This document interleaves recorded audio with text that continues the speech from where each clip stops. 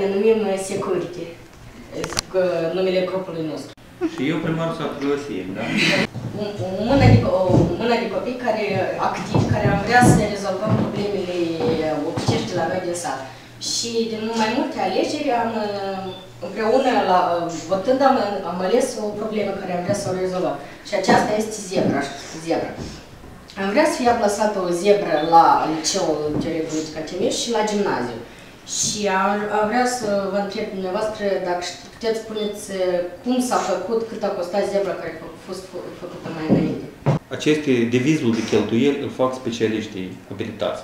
Noi avem, la primărie nu avem astfel de specialiști, dar deseori apelăm la direcția construcției Aloveni. Ca atare, amenajarea tuturor semnelor de circulație și inclusiv reparația capitală și amenajarea acestui drum este în competența ăsa drumului Aloveni.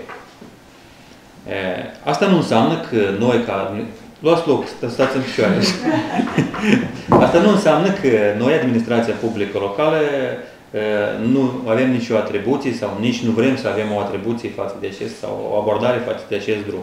Deseori noi nu putem rezolva problema de reparație a drumului sau menținere în ordine a drumului din cauza că avem problemele financiare. Noi nu avem alocați bani din bugetul republican pentru a face asemenea lucrări de amenajare a acestui drum, de curățire, de reparație sau de alte lucrări, de instalarea semnelor de circulație. Deci nu avem în bugetul local bani alocați din bugetul de stat.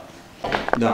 Am încercat să am intitulat o campanie, un leu pentru securitate. Aceasta va consta în aceea, am făcut aici un formular unde vom pleca, începe întâi de la familie și pe urmă de la elevi, pentru fiecare să doneze cât poate. Sunt precis și eu că nu o să colectăm banii anume necesari toți pentru asta, că știu că este destul de scumpă aceasta, dar am vrea să, cu dumneavoastră, dacă puteți cumva să colaborați, poate personal, dar poate cumva primăria ar putea da suma care nu ajunge sau puteți să ne ajutați să găsim de undeva anume de la cineva, poate un sponsor poate să ajute pentru amenajarea zebrei și deja vrem să facem și niște seminarii pentru elevii mai mici și până la clasele mari, asta cred că ați putea să o facem și noi, pentru să lămurim care sunt regulile și de ce, pentru că foarte mult sunt exemple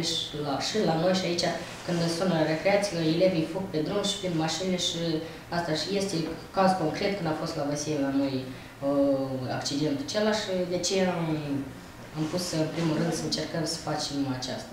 Dacă voi insistați lucrul acesta, eu cred că astăzi nu vă pot da răspuns imediat, dar o să apelez către dumnealor să văd care este devizul de cheltuieli și vă dau de știre cât o scoste pe ansamblu și știu eu, o să discutăm și despre partea de contribuție din partea voastră. Încă un lucru important, eu cred că nu știu care este intenția voastră. Voi doriți ca voi să amenajați această zebră, ori să angajăm un agent economic sau o persoană care cunoaște. Puteți spuneți cum s-au făcut mai înainte? Deci cum s-a făcut mai înainte? S-a făcut simplu de tot. Adică, practic, am apelat către drumul Aloveni, unde ei ne-au executat lucrările acestea. Ceea ce ține de partea de lucrări, de competența lor, ori să o execute ei, eu o să vă spun suma, cât costă lucrarea aceasta. Știu că să înțeleg că voi vreți să faceți pe lângă lucrare și o instruire. Da. Iată ceea ce ține de instruire, de materialele pentru instruire, atunci cred că o să acumulați voi bani din sursele voastre. O parte de ajutor o să vă dăm și din partea primăriei, sigur că. Numai decât astfel.